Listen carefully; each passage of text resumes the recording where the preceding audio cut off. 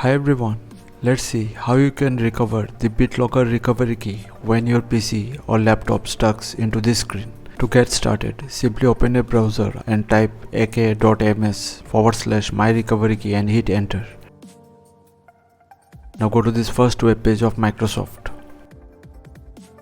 Now scroll down a bit and under step 2 you'll get this link. Simply click on it.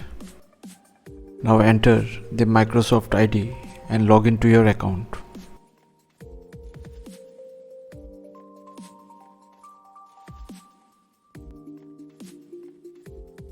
Once you get access to your account, you will see BitLocker Recovery Keys.